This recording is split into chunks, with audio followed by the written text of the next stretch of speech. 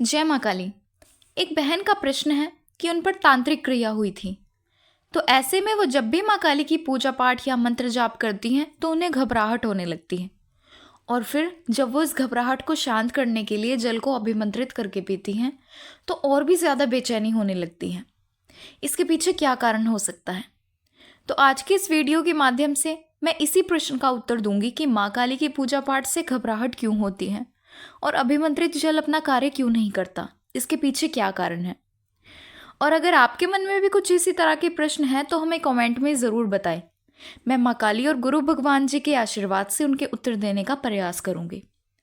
तो चलिए शुरू करते हैं। तो आप में से काफ़ी सारे लोग ऐसे होंगे जिनके साथ भी कुछ इसी प्रकार से होता है कि पूजा पाठ के समय घबराहट होना या बेचैनी लगने जैसी समस्याएं। लेकिन ये घबराहट दो तरीके से हो सकती है। इसके दो मुख्य कारण हैं, पॉजिटिव भी और नेगेटिव भी। यानी ये देवी शक्तियों के कारण भी हो सकती है और बुरी शक्तियों के कारण भी। पर इसको पहचाना कैसे जाए कि हमें जो घबराहट हो रही है वो नेगेटिविटी के कारण है या पॉजिटिविटी के कारण। तो इस बात की जानकारी हमें उस घबराहट के साथ जो अन्य अनुभव भी अपने शरीर में दिखाई देते हैं उनके माध्यम से हम ये जान सकते हैं कि ये घबराहट पॉजिटिव है या नेगेटिव। जब ये घबराहट देवीय शक्तियों के कारण होती है तो इसमें हमें अपने शरीर में एक अलग ही ऊर्जा महसूस होने लगती है, जैसे कोई शक्ति आपके शरीर में ऊपर की ओर आ रही हो। इसके साथ साथ आपको उबासियों का आना, आंखों से आंसू आना और पूजा में एक अलग ही आनंद महसूस होने जैसा लगता है और आप माँ काली की भक्ति में बिल्कुल डूब जाते हैं। और ये इस बात का संकेत है कि आपके शरीर में सकारात्मक ऊर्जाओं का वास है। ये बिल्कुल पॉजिटिव संकेत है जो कि माँ काली की शक्तियों के कारण ही होता है। लेकिन अगर घबराहट का कारण कोई नकारात्मकता है या कोई बुरी शक्ति का वास आपके शरीर में है तो इसमें भी आप माँ काली की पूजा के दौरान एक घबराहट महसूस कर सकते हैं। लेकिन इस घबराहट के साथ आपको कुछ अन्य अनुभव भी होते हैं जो इस बात का प्रमाण है कि आपके अंदर कोई बुरी शक्ति है। और ये घबराहट एक अलग ही तरीके की होती है। जिस प्रकार जब हम भय का अनुभव करते हैं उस समय हमें जो घबराहट होती है ठीक उसी तरह की घबराहट आपको नेगेटिविटी के कारण होती है। आपका मन बिल्कुल बेचैन होने लगता है और ना ही आप अपनी पूजा पाठ में अपना ध्यान लगा पाते हैं। आपका मन करता है कि आप जो भी मंत्र जाप या पाठ कर रहे हैं उसको बंद कर दें और पूजा पाठ बिल्कुल ना करें। तो ये इसी बात का संकेत है कि आप पर कोई नेगेटिविटी है, क्योंकि माँ काली की पूजा से कभी किसी व्यक्ति को परेशानी नहीं होती। माँ की पूजा से परेशानी केवल बुरी शक्तियों को ही होती है।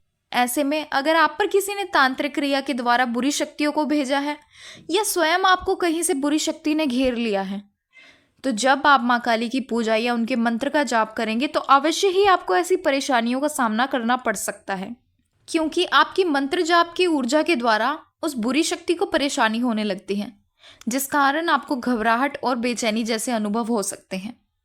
ताकि आप पूजा पाठ ना करें, वो बुरी शक्ति अपने हर संभव प्रयास करती है कि आप मंत्र जाप या पूजा पाठ करने से हट जाएं। और अगर ऐसे में आप माँ काली के मंत्र या किसी पाठ के द्वारा जल को अभिमंत्रित करके पीते हैं तो आपको और भी कई ज़्यादा परेशानियां होनी शुरू हो जाती हैं। फिर आपके मन में ये प्रश्न उठता है कि हमारे द्वारा किए गए उपाय से तो हमें फ़र्क लगना चाहिए, ये तो फ़र्क लगने की बजाय उल्टा हमें ही परेशानियां हो रही हैं। तो इसका कारण है कि जब आप जल को अभिमंत्रित करते समय उसमें जो फूंक मारते हैं उस फूंक के माध्यम से आपके द्वारा किए गए मंत्र जाप की ऊर्जा उस जल में समा जाती है। इस कारण वो जल एक नॉर्मल जल ना रहकर बुरी शक्तियों पर एक तेजाब की तरह कार्य करता है। जैसे सोचिए, आप सब तेजाब के बारे में तो अच्छी तरह से जानते ही होंगे, जो सफाई में यूज़ किया जाता है।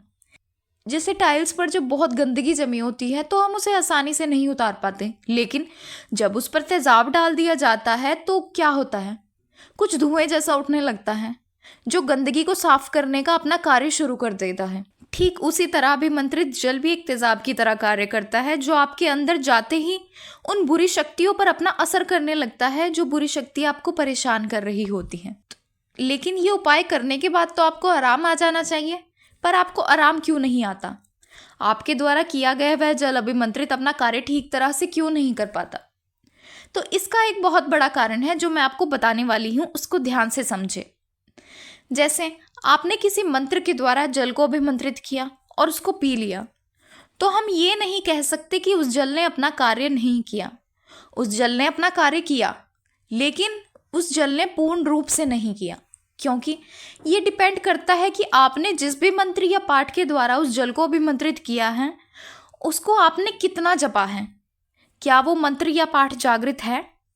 एक मंत्र या पाठ अपना कार्य पूर्ण रूप से तब तक नहीं कर पाता जब तक वो पूरी तरह से जागृत ना हो। तो इसी कारण जब आप जल को अभिमंत्रित करते हैं तो उसमें ऊर्जा तो आती है, लेकिन उस ऊर्जा में इतना समर्थ नहीं होता कि वो नेगेटिविटी को हटा पाए। वो जल नेगेटिविटी को परेशान तो कर सकता है पर उसको हटाने का समर्थ नहीं होता, जिस कारण जब आप जल को अभिमंत्रित करके पीते हैं तो आपको और भी कई ज़्यादा परेशानियां होने लगती हैं। तो ये थे वो कारण कि अभिमंत्रित जल अपना कार्य क्यों नहीं करता और माँ काली की पूजा के दौरान घबराहट क्यों होती है। तो अब आप सोच रहे होंगे कि हम तो नेगेटिविटी से भी परेशान हैं, ना ही हमारा पाठ या मंत्र जागृत है, तो ऐसे में हम क्या करें? तो इसका भी एक उपाय है। अगर आप सब भी जानना चाहते हैं कि किसी पाठ या मंत्र को बिना जागृत किए कैसे नेगेटिविटी हटाई जा सकती है, तो इस टॉपिक पर मैंने एक अलग से वीडियो बनाई हुई है। उसका लिंक मैंने नीचे डिस्क्रिप्शन में डाल दिया है। उस वीडियो में आप जल को अभिमंत्रित करने का सही तरीका अच्छी तरह से समझे। आशा है जिनका ये प्रश्न था उनको उत्तर मिल गया होगा। अगर आपके मन में भी कोई प्रश्न है तो हमें कमेंट में ज़रूर बताएं। और जानकारी पसंद आए तो वीडियो को लाइक करें और अपने दोस्तों के साथ शेयर करें। और हमारे चैनल को सब्सक्राइब करके नोटिफिकेशन बेल को ज़रूर प्रेस करें, क्योंकि तभी आपको हमारी हर आने वाली वीडियो की नोटिफिकेशन मिलेगी। तो मिलते हैं अगले वीडियो में कुछ नए प्रश्नों और नई जानकारी के साथ। जय माँ काली।